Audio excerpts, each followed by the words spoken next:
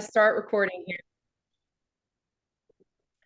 But I say let's just dive in. So it's 2 o'clock. I want to thank you all for taking time out of your day to get on this. I think the success of these calls is coming on board and being an active participant. And for those of you who are like, wait a minute, I have nothing to add. I don't run a master's program. Don't worry. Any questions that you have and come up, this is the forum to just have a really informal dialogue. Okay.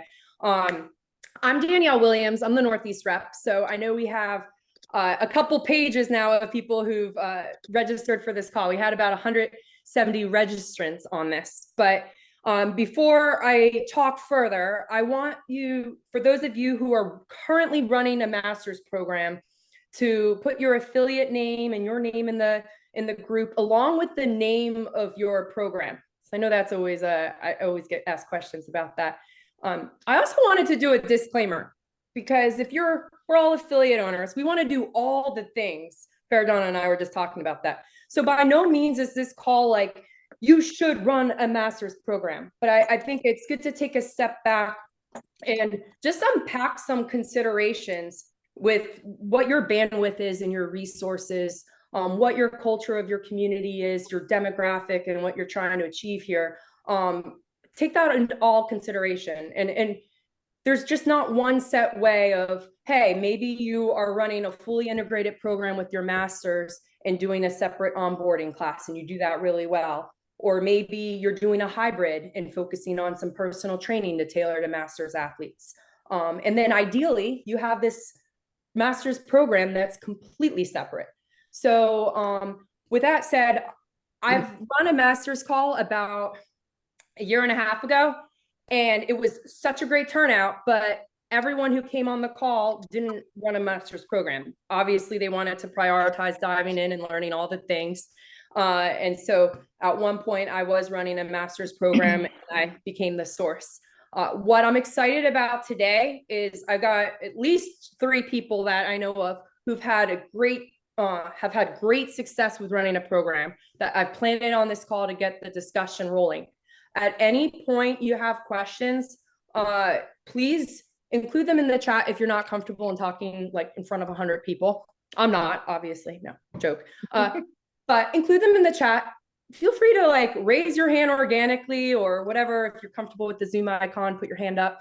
But if it's relevant, just chat and interject. But we're really going to be looking at this, aside from the considerations, starting up the program with, you know, all the nuts and bolts of class planning, programming, the structure. But the world is your oyster for other things that you have questions about too. So also the last thing is this call masters is a word that's thrown out a lot. I don't know if any of you were like me when you hit 35 years and you're yes, I'm a master's. We now have this age group. But today we're really going to focus about this group that is chasing wellness and through some of the folks on the call running the programs too. If you don't mind also specifying what the age group is, if you've done the aging athlete course, which is online, and we can dive into that more at the end, that always classify, there's a reference to your early masters and your late masters.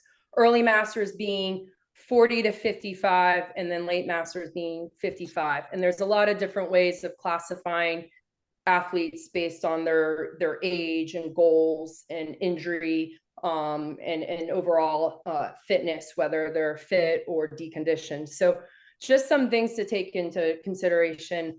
I want to kick it off. I know I have Maddie Volk from CrossFit Harpoon. She's located in the Northeast. And so she has taken so much time to provide a little presentation to you all. And again, interject while she's kind of chatting as she's going through. But Maddie, I want to just give you the mic. You're currently running a program here. Let's dive into it. Yeah. Okay, cool. Yeah, like Danielle said, at any point, if you guys have any questions or like want to just tell us where you're at and how you're running things, let us know. But I just kind of put something together so that you can look at it as we go. Danielle, you can see that, right? It's kind of tricky whenever I go. Okay, cool. So I'm Maddie. I have a 10.5 year affiliate. That seems insane to say out loud. We've been running our Legends program since 2021. So not like incredibly long time, I think, in the grand scheme of things. But for us, it's definitely a little bit different for us in terms of like running our regular group class. So I just put together some slides to kind of like just guide the conversation. And I can only kind of see, Danielle, like 4 people on my screen while I do this. So if you want to just say, hey, hold on for a second, that'd be the best way to kind of say people have a question. I love the Legends program so much because I feel like it's this like give back to the community in a way that we don't always think of the same way in CrossFit. I mean, CrossFit is for everyone, but in general, this program is like so invigorating and so awesome to see their progress from the time that they walk in the door to even like 2 months into their sessions with us. They'll walk in very deconditioned or very like afraid of things as they go. And within 2 months, they're scheduling it into their routine and they are so pumped, and any friends that they want, they bring in. So I think it's really cool. So building a CrossFit Legends program at your affiliate, and the first step really is to like just start. Like we talk about this with, I heard the early conversation in the beginning part about your L3, like starting for 10 minutes and kind of getting momentum there. What we did is we kind of just said, okay, we have somebody that's interested in coaching this program. How do we want to offer it? When do we want to offer it? What does it cost? We keep the cost really low, and I'll show you kind of the screen and the times of the who, what, when, where in the next slide. But I think the simpler you can keep it, the better. We get really caught up with the ideas of like, we have to have all of our ducks very organized and in a row before we get going. But the cool thing about launching like a master's program or a Legends program is they're going to be so excited to be there no matter what. And you kind of can't mess it up, and you're going to learn along the way. So what we really did was we found 2 or 3 people that wanted to help lead the charge for us. And it ended up being that they all worked together at the York Community Service Association. And so the 4 of them would leave work, they'd come over, they'd do their fitness with us, they'd go back, you'd see them sitting on the bench for like 20 minutes after talking about work stuff, and then they'd go back to their office and kind of get going. That really was like our core group that helped us kind of launch and grow from there. What we did after we got them in the mix of things is we reached out to a local group called the Active Living Group. It's no longer like a senior center in our town, but it was the Active Living Group. And they sent out information in the paper newsletter that people get in the mail. So that really kind of started like the momentum part of it. Maddie, can I pause there for a second? Totally. Before you launched the program, what was your demographic like at your gym? Did you have a lot of existing members that were demanding it, or did you recognize there was a target market that you weren't necessarily attracting to your gym? What did that look like? That's a great question. So we live in an older demographic area. In general, I have several people that are in their 70s that are in my group class. But I saw people that were walking in and inquiring at the gym. And when I showed them kind of what we were doing or asking them to join a free class, they were really hesitant to get into that model right away. So I felt like by creating a peer group for them and allowing them to have people that are maybe similar skill level in a more isolated time where it was a little bit slower would just kind of help them get into a place where eventually maybe they could get into group class. And we always say that when they come in and they want to join the Legends group, hey, this might be where you start. And eventually, if you want access to all of the great class times that we have, regular group class is just as accessible, and we'll show you the tools and create the tools on how to get there. So what we ended up doing, and like Danielle and I talked about this kind of briefly through email, we launched something, and this is a picture of our Legends program at our most recent facility. And it's not the only way to do things. It's just how we do things. So if by any means, like you feel like, oh, that's really different than how we do it, no judgment. We kind of feel like however people can get and stay fit is the best way to do it. So the way we offer it right now is we do 60 plus. We offer a 50-minute class. And we do it Monday, Tuesdays, and Thursdays for $75. Our general membership is $150 for 3 times a week and $175 for unlimited. So this is like an incredibly discounted program for the Legends group. The big momentum piece for us was when MDL1s were a thing. We had an MDL1 that came to us and said, "Hey, I really want to start this." And I had those conversations within the gym and I said, "Yeah, let's do it. Let's like you start the class. You can coach it on Monday, Tuesdays. I'll help you coach it on Thursdays." And we took that momentum and kind of kept it rolling. What time, Maddie, are the classes? Yeah, great question. So 10 a.m. is when we offer our Legends group right now. And do you have an onboarding that you provide before classes, or is it, and do you have a set trainer to client ratio for that, or is it? Yeah, that's a really good question. So during the summer is when we get the busiest. So we're like a little bit of a transient beach town. So we have a lot of snowbirds. We have people that go down to Florida for the winter and they come back us for the summer. So I would say it's probably pretty difficult for us to be effective coaching at anything more than 10. One idea, and I kind of put this towards the back of the slides, is I've had some people that have really expressed interest in this program, but they can't make 10 a.m. because a lot of people aren't really retired at 60, you know? So 10 a.m. is kind of in the middle of their workday. So it's just a bandwidth issue for us. I think if we had somebody that was willing to coach another early, you know, early meaning like 7:15 or 7:30 would really probably be a great reach for them. It's definitely something to consider. Is there anyone that wants to share who's been running a master's program that, you know, has a different experience with how they started and different class times and just want to chime in? Oh, I don't mind chiming in on that one. Hell yeah. Thank you, Brian. Yeah, no problem. We have smaller population that has kind of been trickling into our gym masters wise, and they're first time CrossFitters. So my coaches have been pretty comfortable taking that on with the time frames they're coming in at, and we just basically talked with our coaches and kind of coached them up on how we should approach this and things like that, and we have incorporated them into the classes. That's why I kind of wanted to get in on this to see a larger scale how we're incorporating that group. But that's what we did, and it has served us well. They're the ones we've had come in are very receptive to the scaling and the progression, kind of like the conversation. It's not about getting new things, it's about gaining maybe what you've lost, and they're super receptive to those conversations. They've been some of the most I will say consistent, just come in and are just dying to be coached. They just want to be coached and want to be helped. So that's my experience.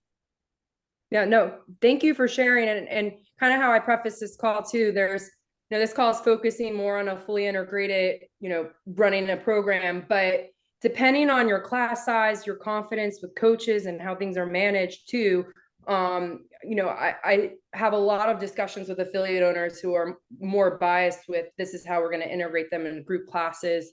I have someone's hands up. Veronica, would you want to share? Sure. Hi.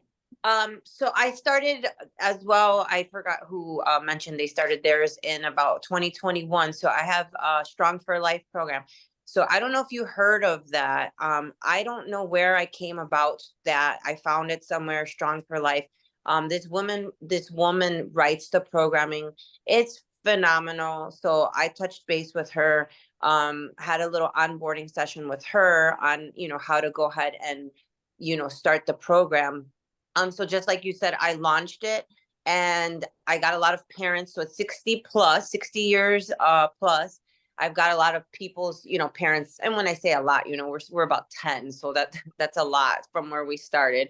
So we have 10 people and I'm trying to grow that. That's why I came on this call. I would like to grow it and get out into the community. We do charge more though. So we charge 12 times a month here, is 185. So I discounted it to 155 for the seniors. So I do charge 155 for that hour-long class for the seniors. And like I said, it's written by this woman, Charlotte from Strong for Life, and it's just a phenomenal program that she puts together. And you know, I love it. We don't do an onboarding, we just let them start out. The warm-up is the same, a lot of mobility and, you know, a 2-minute cardio session, whether that's a run or a jog, bike, row, a lot of mobility, and then we do a strength portion, and then we do a conditioning. And we have it Mondays, Wednesdays, Fridays from 10:30 to 11:30 a.m. And they're just great. A lot of them came in here.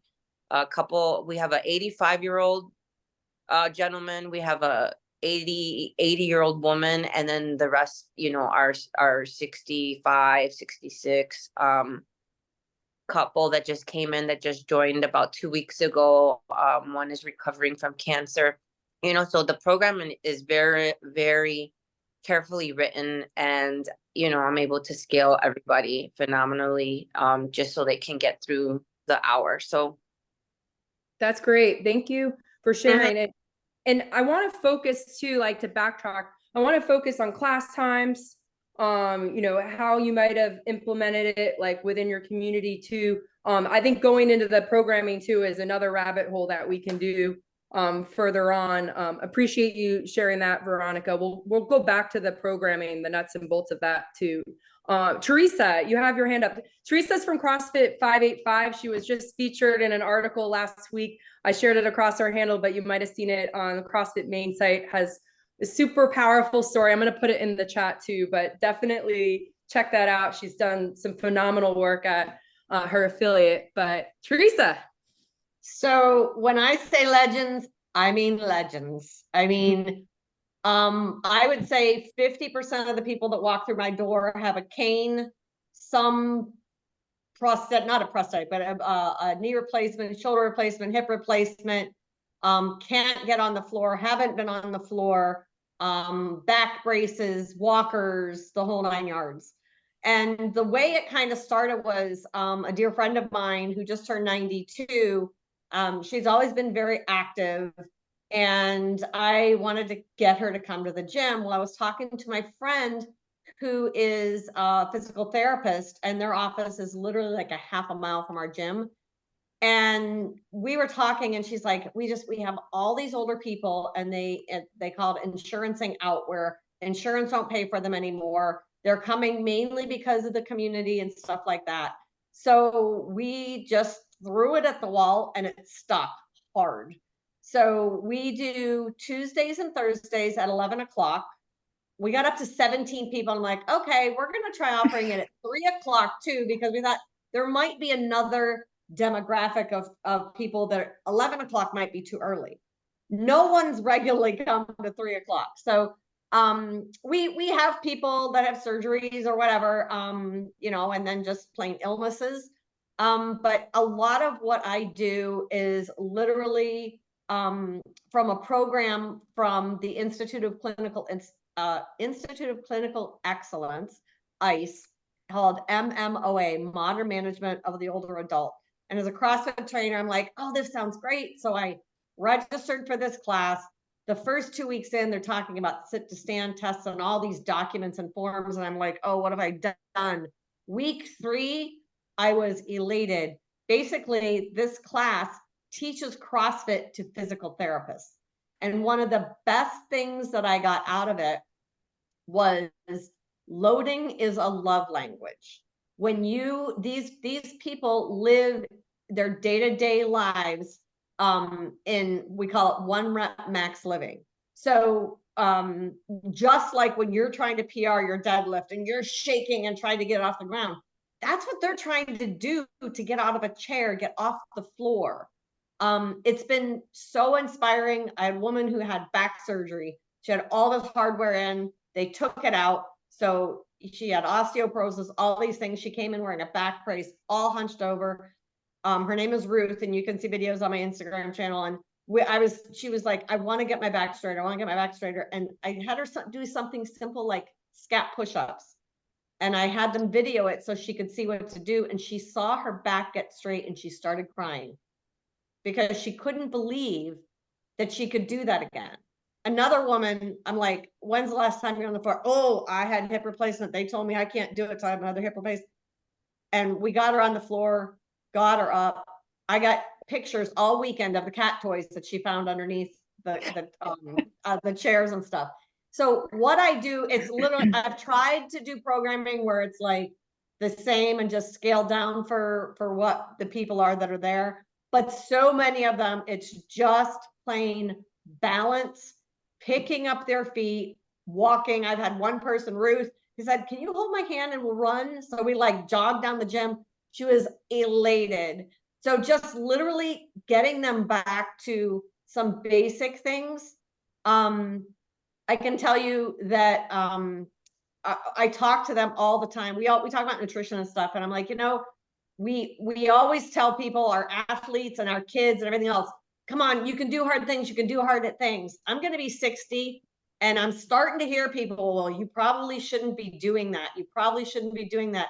I had a woman who was walking on the assault runner that told me she has a regular treadmill at home, but her kids said it's too dangerous. So a lot of what we do, we just really need to watch how we talk to people, and it's literally ageism and stuff like that. And it's just amazing to just help people. And no matter if I'm exhausted, these people come in and I laugh my ass off. When I'm just in a crappy mood, same thing. They dance in the middle of the workouts. We put on golden oldies, and it's just great. So my class started because of like with physical therapists, and that's a good place where I get most of my clients, because the PT are like, we've done enough, and then they get into this community aspect, and sitting on the bench afterwards for 20 minutes. They're getting there a half an hour early now and staying a half an hour late. So it's funny. Teresa, I had his hand up, and so I just wanted to, John, I wanted to give you the mic for a second if you had a question or something to share related to what Teresa was mentioning. Hi, John. Oh, hey, how you doing? My hand raised because I was going to answer Daniel Williams chat. Well, I'm sorry. You're cutting in and out, John. Oh, can you? You're cutting in and out, John, but we can see you. So we'll circle back to Can you hear me better now? Yes, that's better. Okay, great. So, all right, if you can hear now, I'll try to respond. So, I raised my hand to respond to Danny Williams' question to everyone. Okay, John left us. On that note, I want to continue. I had interjected with Maddie. And again, I'm going to try to be reading through the chat and answering questions. Maddie, before I let you go, I had someone ask, is anyone using Silver Fit here for their programs? I've checked into it and they don't offer it in my area, but I can tell you, I looked into Active and Fit, and I was a little disappointed because basically they discount. So I think that we charge normally unlimited is $155. Through insurance, they're saying you could get it for $108, and then you pay an administration fee. Then you only get $108. So I was looking at Silver and Fit, but they said that they didn't offer it. So I don't know. I'd love to hear a perspective of somebody that actually went through with it, because it looked like for the regular stuff, it was going to be actually a discounted rate than a real benefit for me. Thanks. Okay, Maddie. Yeah. I love that. Cool. Keep That's it awesome. simple. Yeah. Teresa, I'm going to come back to you because you have some good things to kind of interject. Because so this is like the general outline of like just the conversation for us, just so you guys can kind of see what things that we're going to come to. But demographic and the target audience, I think, is super important for us to kind of talk about, because Teresa hit on it. They show up 30 minutes before, and like, no joke, they're waiting in the parking lot. And then the minute they see another friend come in, they're like there. So for us, we didn't like specify whether they had to be, off the couch or I have some members that come in and they're actually decently fit and can do regular push-ups and, do some strict pull-ups. And then I also have people that can't get up and can't get off of the floor. So ours kind of swing in both perspectives. But they're incredibly disciplined. They're there every single day for every single class that we offer. And when they don't, or when they can't make it, they like tell us like 3 weeks in advance, and then they'll text me that morning just to make sure that I know that that they're still not going to be there. Which I think is great, right? It's like what we try to teach our members to do, like schedule it, put it into your calendar, keep it so it's part of your weekly routine. And I have found that the Legends are probably like our most consistent. And we'll kind of talk about that on the backside of it when we're talking about like the mechanics consistency and intensity charter, because it's almost to a fault, right? They almost kind of rely on this like too much in a way, and I'll explain what I mean later. But they are incredibly vulnerable, and especially people like this guy right here. This is Bob. He's actually going to be 85 this summer. He came to us because his daughter is a nurse practitioner, doesn't live in the area, basically reached out and said, hey, my dad has to do something. Like, he's spending so much time with my mom on the couch. Can you, I saw you have this Legends program. Can you, is he a good fit for it? So he came in and he tried a class, and you could like see fear in his eyes. Like, he just thought he was going to like fall off of the bench. Like everything was fearful for him. So knowing that they're incredibly vulnerable when they walk in the door, I think is something for us to just kind of keep in mind. And that's probably not super different than the members that you see for a lot of people that walk in your gym in general. But no matter where they are in their fitness background, when they come in, so many people have told them CrossFit's not a great fit for them. You shouldn't be, like how you said, you shouldn't be walking on your treadmill, even though you have one in your garage.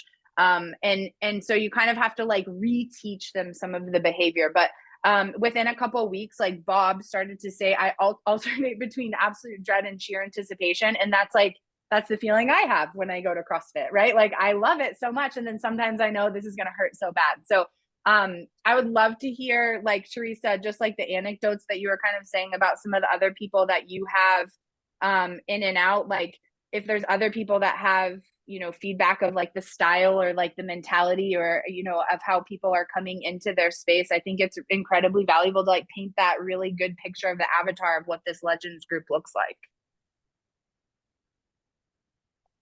Yeah. One thing too, I wanted to interject, the aging athlete course and the PDF that goes along with that has a portion, I just share this with you, it has a portion about mindset training as a coach. And when I read that, I think every coach should read that. It should be something that's passed along in our coaches meetings, because it is applicable not only for masters athletes, it's our responsibility as coaches, but it just talks about self-limiting beliefs and negative self-talk, all the things that might be a lot greater in masters athletes coming in, especially those like Teresa that you mentioned, who are very deconditioned and challenged. But so yeah, I'll be passing that along to you all. I just wanted to put that out as a resource. Teresa, I know Maddie had a question in there as well, like with your avatar and kind of looking at that. Maddie, I don't know exactly where. Yeah. That's okay. Just kind of like thinking about who these people are in general. So I kind of went on to the next slide here so you can get another good visual. So this is Mark. Mark's we went through this whole thing, right, about having people write Google reviews. And so he just wrote this Google review about 6 weeks ago, but he came in, he has a much younger wife. I think he told me that his wife turned 30 or 35 and he turned 65, and his wife came to him and said, I really want you to start doing something. So he kind of like looked around and found our gym. So he actually drives pretty far. I mean, 20 minutes for some people that live in the city or something, that's really not that far. But for us, that's really far. He's generally pretty fit. He can do a lot of things. Like, he did a 50-pound sandbag carry yesterday. But what I think is really cool is he is working out alongside some other women in the group who are only carrying like 5 or 10-pound dumbbells. But Mark knows that he has a little bit more to give. And so I think if you continue to kind of cultivate that own personal drive within your class, you can have people that are coming off of the couch still be in the same class with the people that might have a general base of fitness and aren't afraid to push their limits a little bit. So he's doing actual box jumps while people and the rest of the class are doing a little bit of jumping that's like on a 1-inch mat, right? So it's really awesome that he's tried a couple group classes and he just kind of feels like he gets lost. So he likes to stay in that Legends group. So I think that's really awesome to just kind of know you can hit all spectrums within the class. And I think a lot of us try to do that in general with our regular group classes as well.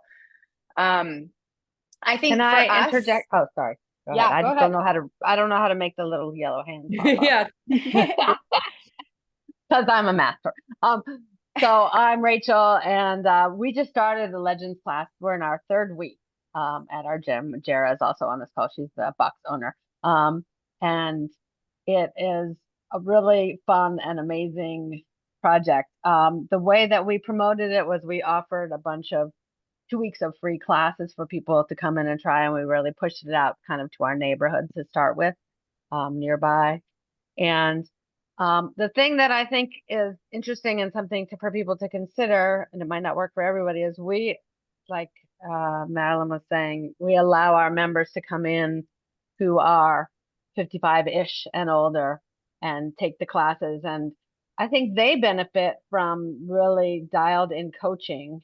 And I think the people who are new to CrossFit or new to exercise in general see that. So, I mean, we have a member who's turning 80 soon, and, you know, he's been doing regular classes forever, and he also comes to the Legends classes to see, you know, that it is possible to bench press with a barbell rather than dumbbells, and it is possible to do a pull up or a chin up, or he climbs the rope. I mean, so the ability of the people from our general population classes to come in and feel dialed in, and for the new people to kind of see what is possible. They've been told, as someone mentioned earlier, that CrossFit's not for them. It's too hard. It's too intense. People get hurt, blah, blah, blah.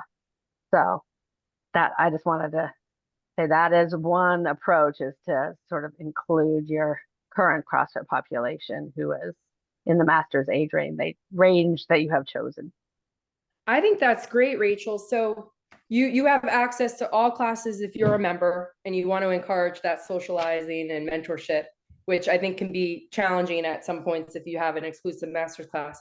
But at the same time, are a lot of these newer folks coming into the master's class, are they paying exclusively just for the master's class? And is a goal to maybe open up their workouts and increase their frequency to taking advantage of the regular group classes? Or, you know, do you have a mix of that? I don't going know, on? Jara, do you want to speak to that? I'm just the coach. There's a lot of if it gets noisy here, they're putting a new door in, so that's why I say this. But yeah, no, the masters group or the Legends group is not meant to get them to come to the group class, but it can flow the other way. So Okay. yeah, that's our current setup and goal. Like the goal is not to get these folks in our bigger group classes, but like Rachel was saying, if we have masters athletes who are Legends age people, if they want to come 5 days a week, you know, it's a lot for anybody that's masters age 35 and up to do 5 days a week. And so it gives them like a lower intensity. It also gives them, again, that confidence to go in and be a leader in the class instead of maybe feeling like the person that's always scaling, because they're the ones scaling up from from the Legends program. And then it gives people who are just starting the realization that they can do more, you know, and that's an important that's a part of great- what we're doing. That's great to like add in. I love that. Okay, Maddie, you were saying Yeah, you're cool. kind of steering in the direction of that coach and they're looking Yeah. at their potentials. Yeah, so Rachel and Jara, I think a member of yours must have dropped in at my gym, and if not, I have somebody that that came recently in the fall, because he did that. He came to regular class, and then he like really wanted to join Legends class during the week, so he like found a way, but he climbs rope, and I was like so impressed, because he's definitely I will never remember his name, but small world we live in. It's got to be him. But I love that idea. I think that's great to have some of the older people who are in your regular group class coming into Legends. And we actually had a newer member just join within two months ago into our Legends group, and I immediately saw everyone working a little bit harder because they wanted to keep up with her. And it's so cool, like how much just the people, like all tides rise the boat, right? Like people in the same class see her and they're like, wait a second, she's my age, I can do that too. So that, like, people that are, I guess, more capable or maybe more conditioned coming into the Legends is really cool. and especially if they're within that similar age range. I love that. I think I might try to borrow that and have some of my members do the same because I think it's great. Going down the coaching path, I just think like it does matter who's coaching it. You know, you can't, I mean this in the nicest way. I've had all spectrums of my coaches. I've had masters athletes be coaches. I've also had 22 and 23-year-olds be coaches. There's, although the legends are super respectful to the 22 and 23-year-old, they definitely don't have the same relationship built through with the coach that like me or the other coach that currently runs this class with me is a physical therapist by trade. So they trust him, right? Like they trust that he's telling them medically supported things that are going to allow them to be successful. Whereas of course they would trust the coach if someone had to cover an emergency, but I do think that that matters. Like I mentioned at the beginning, we actually started with an MDL1. She's a pulmonologist. She's just kind of moved on and out of the town that we're in, and so she's no longer coaching with us, but they really trusted her. But I found that sometimes she had a little bit of friction having really deep medical conversations with them about like their, you know, their respiratory and their heart versus like what she wants them to do from a CrossFit perspective, because I think you know, general medicine kind of wants them to dial back a little bit. And we're saying, wait, you're capable kind of more than what this, you know, what we're putting into this pocket. So I do just think picking the right coach is super valuable. I think if they have any sort of medical degree, it also just gives them an elevation. I don't, you know, but they've learned to trust me because over time I've proved to them that what I'm telling them isn't going to lead them astray and they're not going to get hurt. So it doesn't necessarily matter that they have to have a medical degree, but I think it does just kind of help when you're building things. Consistency matters. And I think that this is also important when we're running our youth programs. You know, they want to have the same coach. And of course things happen and you need people to pop in, but they're very like creatures of habit. And I think the more that they can have like this expectation, it's almost a way of like controlling their vulnerability. They know that they can trust the coach that's leading the way. And so I do think that, you know, a very thoughtful and empathetic person is a very good coach to put in front of the Legends crew. So if anybody has feedback on that, or like, you know, coaches that they've had success with, or maybe not success with, it's always good to hear. Farajana, did you have a question about that? Yes, I did. So I had two questions. One was, I know that you guys mentioned about, you know, being in contact with therapists in town. Do you do deals with therapists of saying like, oh, if you bring me a certain amount of clients, you can then, you know, be one of our members at the gym? How do you guys approach that? And then two, the other question is, I don't have currently a dedicated aging athletes class. I've sort of at the moment taken an integrated approach. One of the things that I have is in my small town, we have a rec center where everyone can go almost for free. So that's one of the biggest things that comes up is they're like, oh, well, I can, you know, I can just go here for free or like $5 a month or something like that. How do you rebuttal that? How do you go about that? Or how would you go about that? Yeah, and I think to start with number one, what you're referring to, Verajana, is referral programs. And, you know, there's a lot of different approaches to that and building relationships. Does anyone here have any relationships with practitioners that they have on a referral basis? Danielle, this is Teresa. And what we've done is we've offered the physical therapy place 2 free memberships a month. So they can send like a lot of their schedule coordinators, two schedule coordinators come over.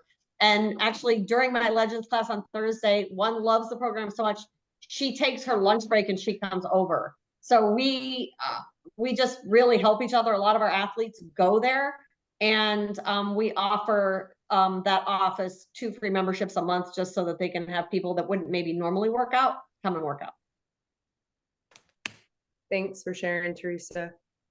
And that's a hot topic too, just in general, of growing your communities and developing relationships with other business owners and practitioners. Verajana, I have a link I can also send you as well. Shoot me an email afterwards because we unpack this in a call as well. So okay, thank you.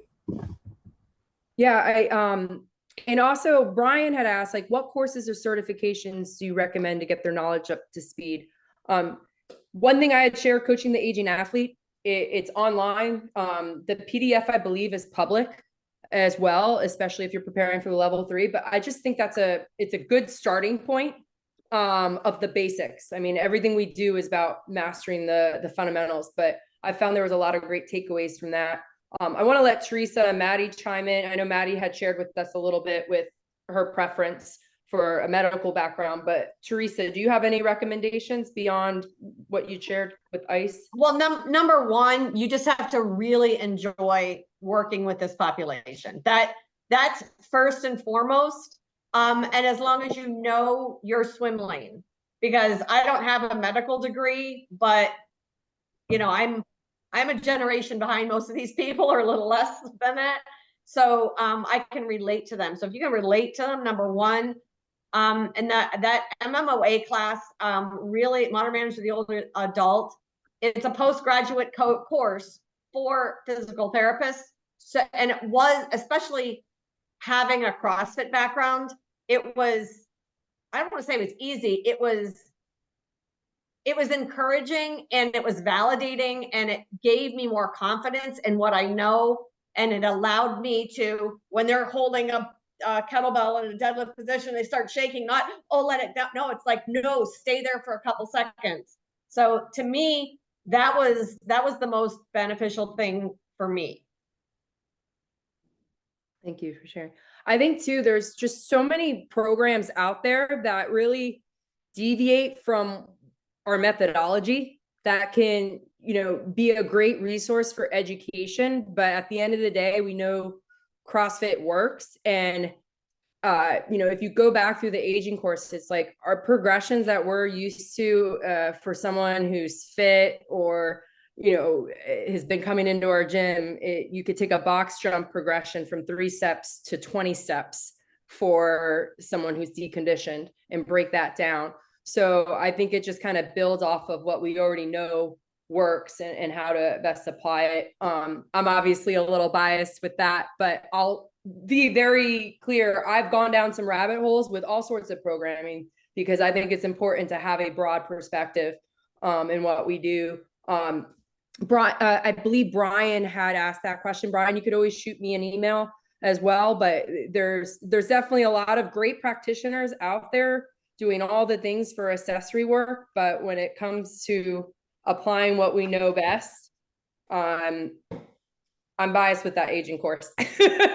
But that's something that, there is a lot of remote programming. Veronica had her hand raised earlier, but she had shared with us that she subscribes to a remote programming on that. Jara, did you have something to add on that? I see your hand raised. Oh, I think I raised my hand a while ago just to Sorry. on programming, but I didn't catch the name of that remote program. Strong for Life programming was what Veronica was sharing with us earlier. I think I was gonna just share with the group, if there are people that haven't started a class yet and you have like a primary coach and then maybe a sub or two that would do it. So just like if you were when you run people through an on-ramp or something, their first coach is their coach. So when we did our first couple of weeks, we had our substitute coaches, like Rachel's our head coach, and then we had our substitute coaches attend those first 2 weeks so that the people would know who they were, and then they're part of their initial experience. Thank you for sharing. Are there any other questions?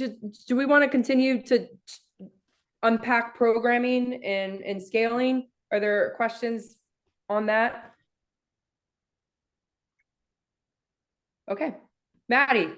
Yeah, cool. Yeah, so moving on, I think from a little bit, just from like who's coaching it and what their credentials are, like the next 2 slides, I put up just some general ideas for programming, and it's really not different from what we probably start when you first start programming yourself. But for the general population, I think, short, medium, the long, sprint, all of that stuff still is super applicable. And I think that they really enjoy the variance of it, just like a regular member would.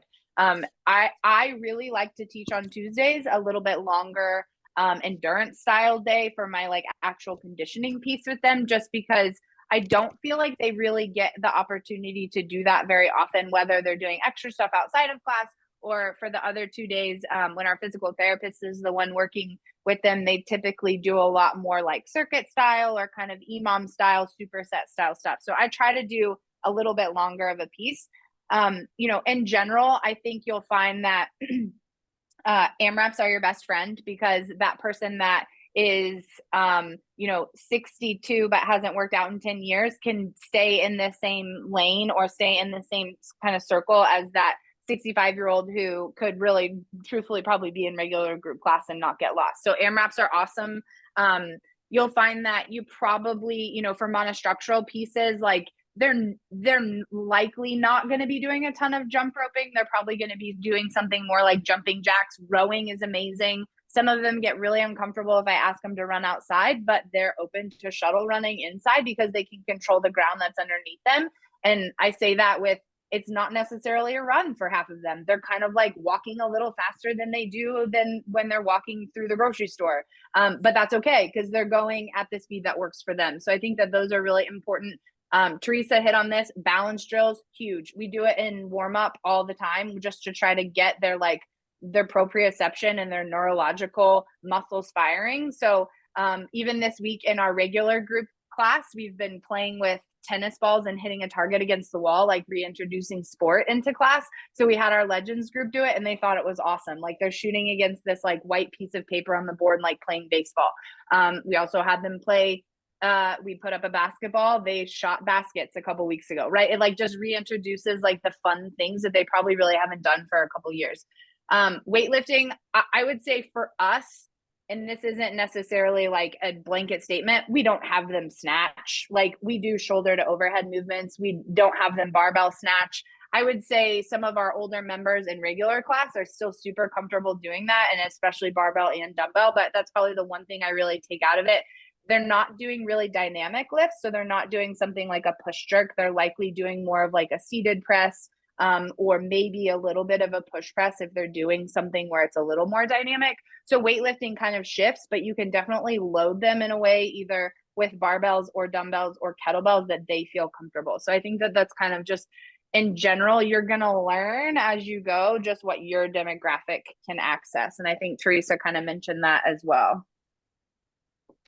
There's a 12-week sample of running a foundations program, which I know we all have different approaches, but you can also take it with how you run your master's classes and just review it. That's in the Aging Athlete, and it breaks it down, just to let you all know. Maddie, I wanted to ask you, are there any, and Teresa, any big difference when you approach your class plan, just like your whiteboard session with your general and specific warm-up? Is there any big changes that you know that you can note between running your master's program and time spent on things versus your regular classes and Jara, of course? And if you could parse that out for everyone on this call. What I do is everybody gets a whiteboard. So I need to find a more efficient way to do this. But what I'll do is I'll pick anywhere between 4 and 7 movements. And it's almost like, they have to go through and do things. And because if I have a large number of people attending that day, I'll have 3 people start at one, 3 people start at another. So what I do is I kind of scale it for that person. Like yesterday, we had get on the floor and get off the floor. And I'm like, if you don't need this box to get on the floor, then you're going to lay on your stomach and you're going to roll over and then you're going to get up. Whereas there's some people that are like sitting on the box to just get on the floor. So I basically pick some movements each day, and every once in a while do like a Cindy or something like that. But I just really tried to vary what are some of the life skills and the goals that they all have. A lot of them are afraid of getting on the floor, getting up off, going over curbs, walking, things like that. So we do like a lot of step ups, we'll make obstacle courses. So mine varies just based upon what have we not covered. And I just really try to make it all balanced between, hinging, flexion, extension, all those different things, and extending maybe your arms, those types of things. But mine, there's no method to the programming other than just, okay, what have we worked on this week? Do I have anybody new that has different goals? Because usually if one person says they have one goal, somebody else has that same goal.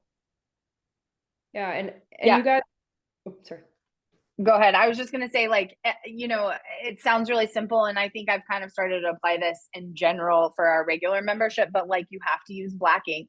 You have to write massive on the whiteboard, right? If you're using one general whiteboard, we have like 3 in our gym. They only go to the one that like we started class with, like, 3 years ago. They only look at that board. They don't even look at the other one. And they have to keep workouts really simple, and it sounds like even Teresa, like she's picking movements and maybe you're working a little bit more time domain rather than rep scheme. But like if we all know what the quarterfinals workouts looked like this past weekend, and like workout 3 had like 3 rounds for time, and then 2 rounds for time, and then 1 round for time, and the movements kind of shifted. There's no way that workout, it's something, even if you changed the movements, that wouldn't happen. It has to be like very basic in concept. For like 3 to 4 movements, and it's either an AMRAP and the weights stay the same, the reps stay the same. There's no like building and ascending, because half the time they forget what reps they're even doing while they're doing it. Yeah, what I do is on the individual whiteboards, I put in wet erase, so they can't erase what they're doing. And then in dry erase, I'll put like 5 marks. And I'm like, okay, every time you complete a round, erase a line. I tried doing see how many rounds you could get. That did not work, no. So they want to say, I did this, erase that line.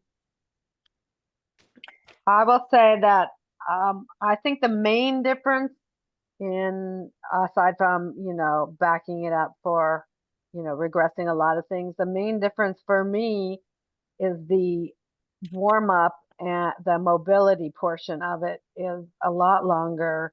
And significantly different in a lot of ways than I do in my, general population class. And at the end, the cool down and the stretching is also extended. I think that's really important. What I've noticed as I've been aging is that oftentimes the younger coach that I take from, their mobility portion is like 30 seconds and then they're ready to go, but I am not. So if I'm adding, 20, 30 years on top of my almost 60ness, the mobility portion is huge. And the balance, like we do that all in the warm up and we do that all in the cool down. Lindsay Johnson mentioned too, just to reiterate that, Rachel, that they also do a lot of neurological conditioning. For example, last week, they combined balance with neurological planning, standing on one foot, kickstand, tossing lacrosse ball back and forth, and so forth. And it seems like there's such a need to add, balance, agility, accuracy, add that into our daily program of working with masters athletes and making sure we're touching upon that in each session. I've also read too, like through the course, like to have a strength bias, but if we're running 1 or 2 classes a week, that's something to consider what you want to expose them to, as opposed to a 4-day-a-week programming or whatnot. But you hit the nail on the head, Rachel, too, like with having longer warm-ups and more time for that. That's been something that's come up in a lot of discussions I've had one-on-one with owners with their programs. Let's see, we had a question. Would you recommend lots of band work? And this was Leah. I believe this is Leah from New Zealand. I'll tell you my personal feedback. To a degree, it's really awesome, but it's also kind of difficult for them to get into. It wouldn't seem like it would be, but like getting them into a banded good morning, for example, is like, it's a little more cumbersome than you would think it would be. They can do banded like pull aparts and like bow and arrow and crocodile and a lot of stuff where it's out in front. But if you're like having it to the rig and you're gonna like try to have them do like hamstring stuff, it's like not gonna happen. We do often, if we're going to deadlift that day, I'll take them through like a whole hip halo series, like whether it's the cheat bands or it's the crossover symmetry style bands, but the ones you like put right above your knees. And they can do that, but once they're in it, they want to do the whole thing and not have to put it on, take it off and put it back on, because they have to sit on the floor, and sitting on the floor takes them like 2 minutes to get down there and pull themselves back up. So I would say to a degree, it's really awesome. And maybe you kind of use that as a skill where you spend like 5 to 10 minutes doing it, but it's not something that I would bias over using a dumbbell or a plate or something to that degree. I don't know if Teresa or Rachel have that same feeling. Yeah, I mean, I think that's great perspective. I wanted to pause here, guys. We have 5 minutes left. And the one thing, I had a couple questions come to me through direct message, or in terms of growing the program and reaching out and getting the word out in the community. I think we can all agree that sometimes Facebook and Instagram might not be hitting our target market. And Maddie had started this earlier in the call with reaching out to some local groups. But Teresa, Maddie, Jara, if you guys had any other ideas of how you were reaching out to people, or whether it was just strictly referral within your classes. Working with a physical therapist has just been really, really helpful. And and I've actually even had them bring the clients to the class so that they could see what it was. So when you have somebody else, and just getting them in there one time and they start making friends, that's really what you need. We joke about like doing a bring a friend day, and they'll say to us, all my friends are dead. And it's like so sad for them to say out loud. So that is never like the answer whenever we say that. So what we have found really effective is we're a part of that Optum insurance reimbursement program that's through the affiliate partner network. And that has been a really great resource to bring people in. So they reimburse right now $60 a month. So for some, I think I have 3 people, and then during the summer I end up having 5. They end up paying $15 a month. We have to wait a little while for that like money to come into us, but that's been a really great just general referral system. And truthfully, that's the only referrals from that program that we get. We don't get that for the regular membership. So that's been great. Like I mentioned, the Active Center for Active Living was good, and truthfully, we should probably go back to them. And I think like something we've like talked about, I kind of put this in this later deck, is to grow the group. Like we might consider like going to some surrounding nursing homes and like say, you know, like if we have the bandwidth side of it, and then say to them like, hey, we offer this. I think you just kind of have to find like the nucleus of maybe some of the groups. And maybe that's even like a walking group, and then they bring in their friends. But those are just some ideas that we've kind of tossed around, is going to some other senior centers and saying, hey, just so you know, we offer this. Do you want to bring a bus over, or can we offer a class here? And then maybe they kind of have additional classes within, you know, at our actual facility. And Maddie had shared Optum. I know Optum, the coverage, I know there's a lot of different regions that are people on this call from different regions, but I definitely look into that, because the visibility is like a map, and people who are seeking out help are going to be looking on that map for fitness. So definitely explore that and see it, you know, depending on where you're located, it could definitely be a great resource. Is there any, you know, I just, what comes to mind is like, I had someone say, I put flyers on a bowling alley, like community club, or infiltrate different clubs or networks that way, bingo organizations, and where you might have one member who's part of your group, and where are they going? What are they interested in doing outside of the gym? But yeah. In our area, a lot of people use listservs, and that was pretty successful for us, because older people do like to be on their neighborhood listservs in our area. Parijana, you have your hand up? I just have one last question. So I know that CrossFit is doing a lot of work to get the information about how CrossFit is not, this program that injures people, right? That rather we're actually trying to help people. So when it comes to the masters, if you are doing flyers or you are sending something out, what is the verbiage that some of you that have these programs utilize so that people are looking at it and the first thing that they see is CrossFit and they heard it from somewhere, so they're like, no, this isn't good? Is there something else that you put on there that's like super visible for people to just be like, okay, let me go try this first? Yeah, I mean, I think, well, not to speak on everyone on this call, but it depends on the verbiage of how, if you look at CrossFit.com and the website, especially the changes in the storytelling of trying to educate someone about their journey of coming into an affiliate. There's definitely a lot of content. If you go into the marketing toolkit, there's video assets there that has a pretty diverse demographic of people in all ages on there to use. And again, that's obviously assets for social media and video content. But in terms of putting out what the definition of CrossFit is, Maddie, is there anything different that you do on your master's group compared to how you share what CrossFit is on your site? I mean, I think when we were originally putting this out, we weren't talking CrossFit language at all, right? We were talking about like getting up and getting moving and, creating. I wouldn't say it's that different, right? It's like what we're trying to do is maintain an independence for as long as possible. I think that's like, we've heard that since infancy with CrossFit. Maybe just, we're not going to use high intensity, constantly varied functional movement. They don't know what that is, right? As much as we love those terms, I wouldn't say that that's necessarily like the language you're going to use. So I think just simple is better, and like that it's a fitness program, and that's the biggest thing.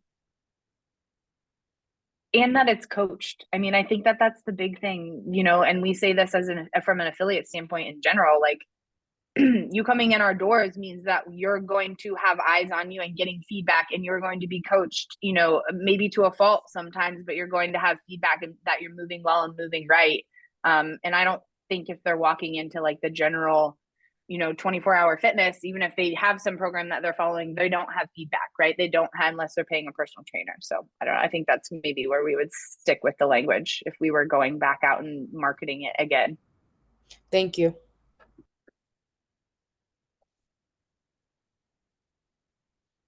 Yeah. Well, thank you all for joining today. There's a lot. I'm old school. I like to take notes, but I'm going to have the transcript of this. I'm going to try to unpack some things. I know there was questions on, what do you name your program? Let's get creative with this. And it's all over the chat. So I'm going to try to reorganize a lot of this information, make it easier for you, and get that to you. And then just have a dialogue. Maddie, if you don't mind me sharing your contact information, and not at all. And I could ask some other folks on here who chimed in. And is it possible, Maddie, if we could share your slide deck, your presentation? Yeah. Yep, absolutely. I sent it to you as like a video, but I'll send it as a PDF, so it's like a little bit easier. It won't, just so you can kind of click through it. Perfect. I had a lot of requests on that. So, well, thank you all. I know it's tough when there's so many people on this to keep it like to be intimate and to share and stuff. So thanks for, coming on board, and please don't hesitate to reach out to me, even if I'm not your regional rep. Hopefully you're already in contact with them. But please reach out to me. Lastly, if you're an owner, and I'm sure you've already done this if you're on this call, but just be aware you do have a directory page. That is a resource. If someone is happening to Google, and CrossFit should be coming up at the top, if they go to the CrossFit main site, we're trying to get as much of people who are clicking on that into affiliates. So if you have your directory page updated with all the relevant contact, and also reflecting the people who are in your gyms, using the photos, and putting out your schedule, they'll be more likely to click. So definitely take a minute and just be aware that it's there, and then update it. And if you have any issues with finding that through the toolkit, hit up your rep, hit me up, and go from there. Thank you. Have a great rest of your afternoon all. You too. Okay, take care. Bye.